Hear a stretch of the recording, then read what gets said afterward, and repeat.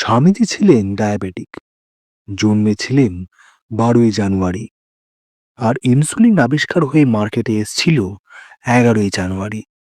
তবে দুঃখের ব্যাপার হলো, দুটো ঘটনার মধ্যে তফাৎটা ছিল মাত্র 50 বছরের। ফলে বিবেকানন্দ ইনসুলিনের উপকারিতা পাননি। এবার প্রশ্ন হলো, বিবেকানন্দের মতে এরকম শারীরিকভাবে সক্ষম, সর্বত্যাগী, পরিশ্রমী মানুষ এত অল্প বয়সে কেন চলে গেলেন? দুর্ঘটনায় মানুষ অকালে মারা যায়, সেটা আলাদা ব্যাপার। কিন্তু স্বামী বিবেকানন্দের জীবনে তো সেরকম কোনো দুর্ঘটনা ঘটেইনি। মানুষের যাবতীয় রোগের যদি একটি মাত্র কারণে বাঁচতে বলা হয়, তাহলে সেটা হলো তার জিন, অর্থাৎ বংশানুক্রমিকভাবে পাওয়া ব্যাধি। বিবেকানন্দের বাবা বিশ্বনাথ দত্ত ছিলেন স্বল্পায়ু, তারও ডায়াবেটিস ছিল। খুব স্ট্রেসফুল জীবন ছিল তার। রোজগার করতেন প্রচুর, খরচাপাতি করতেন আরো বেশি, এবং আত্মীয় স্বজনদের অত্যাচারে তিনি ছিলেন জর্জরিত। মারা গেলেন হার্ট অ্যাটাকে। এর সবকটি বৈশিষ্ট্যই তার পুত্র নরেন্দ্রনাথ তথা বিবেকানন্দের জীবনে আমরা দেখতে পাই।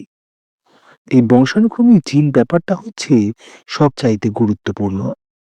এবারের পরে আসা যাক পরিবেশের প্রভাব। স্বামীজি ভীষণ ভোজন রসিক ছিলেন। সব রকম খাবার তিনি খেতেন, এবং খেতেন প্রচুর পরিমাণে। ফল-টল কম খেতেন। বিশেষত পেয়ারা ছিল তার অপছন্দের জিনিস। কিন্তু তেল ভাজা, ফাউল কাটলেট, মাটন, ইলিশ মাছ, মিষ্টি, এসবের কোনোটাতেই তার না ছিল না। অনেকেই বলেন, মৃত্যুর দিন অসুস্থ অবস্থায় ইলিশ মাছ খাওয়াটা বড্ড বাড়াবাড়ি হয়ে গেছিল তার। সেটা তো নিশ্চয়ই হয়েছিল, কিন্তু সেটা তার মৃত্যুর কারণ নয়।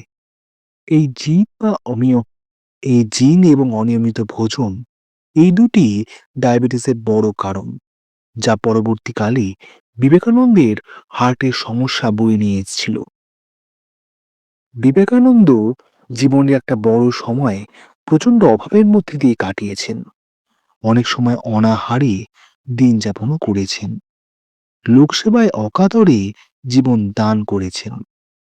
নিজের স্বাচ্ছন্দ্যের দিকে কখনো একটু নজর দেননি তিনি। এই অনাহার, উপবাস, প্রাত্যহিক ইন্টারমিটেন্ট ফাস্টিং, অনিয়মিত ভোজনের উপকারিতাও আছে প্রচুর। যেমন ধরুন, আপনার সুগার আছে, আপনি কি একেবারে মিষ্টি খাবেন না? বা আপনি প্রি ডায়াবেটিক, আপনি কি মিষ্টি খাবেন না?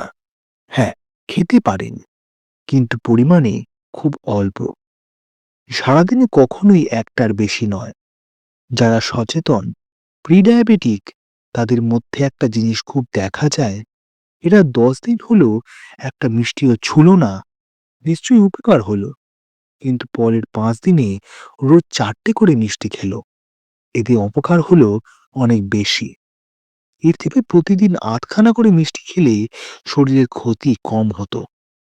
এবার লক্ষ্য করলে দেখবেন, স্বামীজি যবে থেকে ডায়াবেটিক হলেন, সেই সময় থেকে তার খ্যাতিও খুব বাড়তে থাকলো।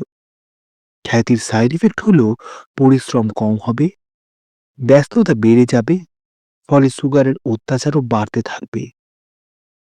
এই জন্যই এখনকার ডায়াবেটোলজিস্টরা বলে থাকেন, বেশ, আপনি সুগারের পেশেন্ট ঠিক আছে, মিষ্টি 8খানা খেতেই পারেন, কিন্তু রোজ আধা ঘন্টা করে হাঁটাচলা যেন বন্ধ না হয়। সে সময় ওষুধ সেরকম ছিল না। ইনসুলিনের মতো ওষুধের তো প্রশ্ন ওঠেই না।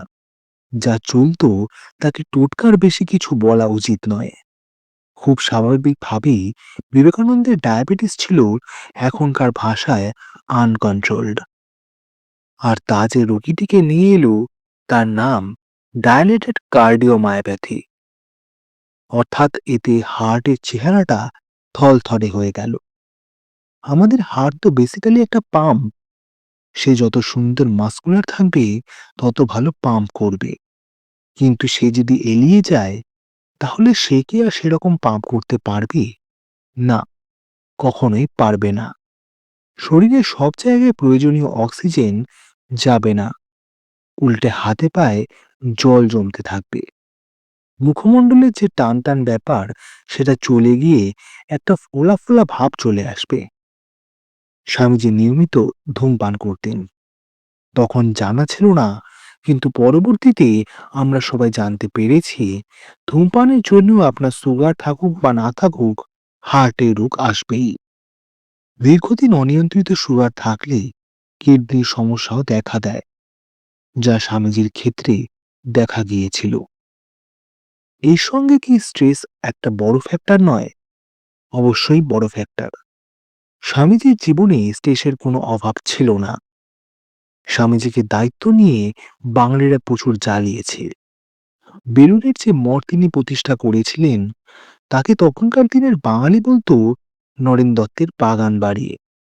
তাকে যে ঘোড়ার গাড়ি করে বরণ করে আনা হয়েছিল এবং শোভাযাত্রা করা হয়েছিল, তার খরচ বিবেকানন্দের থেকেই চাওয়া হয়েছিল। আত্মীয় স্বজনরা অন্যায় মামলায় জর্জরিত করে দিয়েছিল তাকে। বালি পৌরসভার একদল কর্মকর্তার পক্ষ থেকে তাকে পরিকল্পনা করে প্রচন্ড বিপদে ফেলা হতো। এই সবকটি ফ্যাক্টর, বংশানুক্রম, ডায়াবেটিস, স্ট্রেস এবং হার্টের অসুখ আর উপযুক্ত চিকিৎসার অভাব, সব মিলিয়ে স্বামী বিবেকানন্দের জীবন ৩৯ বছরের বেশি দীর্ঘায়িত হতে পারল না। প্রখ্যাত বাঙালি লেখক শঙ্করের দ্য মঙ্ক অ্যাজ ম্যান বইয়ে লেখা হয়েছে স্বামী বিবেকানন্দ ৩১টি রোগে ভুগেছিলেন। বইটিতে অনিদ্রা, লিভার এবং কিডনি রোগ, ম্যালেরিয়া, মাইগ্রেন, ডায়াবেটিস এবং হৃদয় রোগের মতো আরও অনেক রোগের তালিকা রয়েছে। এমনকি তিনি হাঁপানিতেও ভুগছিলেন, যা অনেকবার সহ্যের বাইরে চলে গিয়েছিল।